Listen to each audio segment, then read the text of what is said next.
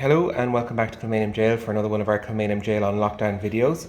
And we're going to continue our series looking at the anniversary of the 1916 Rising, which occurs this week, through objects associated with the rebellion from our collection here in the museum.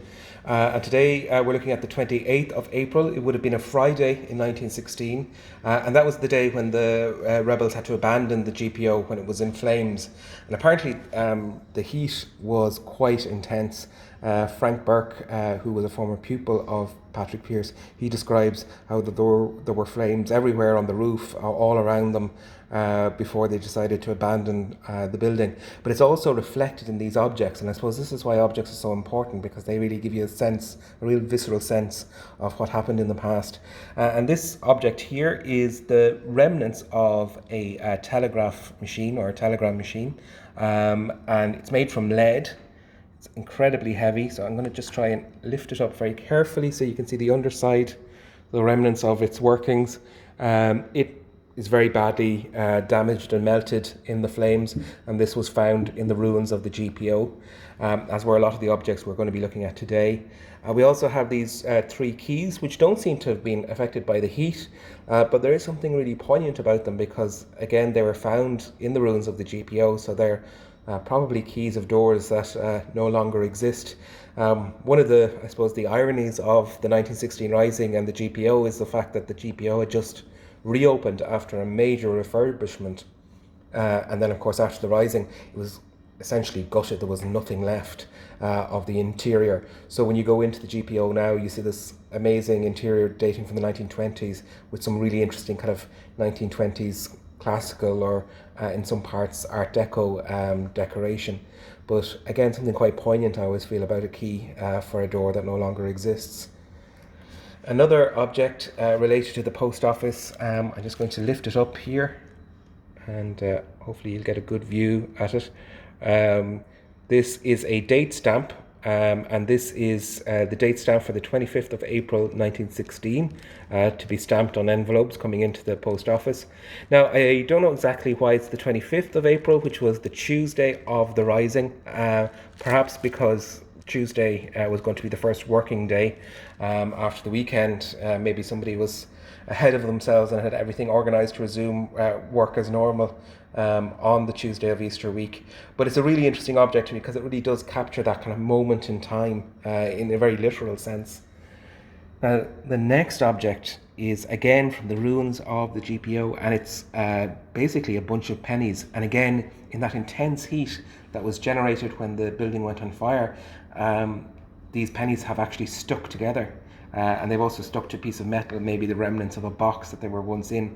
But if you look closely, hopefully you can see on one or two of them the remnants of the figure of Britannia, who would have been on the reverse of the old penny at the time. But again, it really gives you a sense of the intense heat that was generated in the building, and how, as we see, metal started to literally melt and bond together. Our next object is not necessarily from the GPO. Apparently this is from Liberty Hall, which was, I suppose, the headquarters of the Irish Citizen Army and the labour movement in Ireland at the time. And this is, as I said, just a piece of shrapnel which was recovered from the ruins of Liberty Hall. And this object relates, I suppose, to the next part of the story.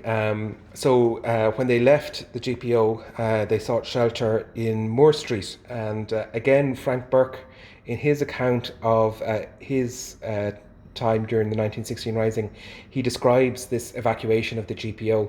They all kind of massed at the Henry Street exit, and they then had to run the gauntlet of Henry Street and get across to Moore Lane at the back of Moore Street. And he talks about, like, the stress of this, because guns were firing at them the whole time. Now, this bottle was actually found on Moore Street itself, apparently, and you can see here that it has also been a casualty. This is the remnant of a bullet hole, apparently, that was the result of it being shot on Moore Street.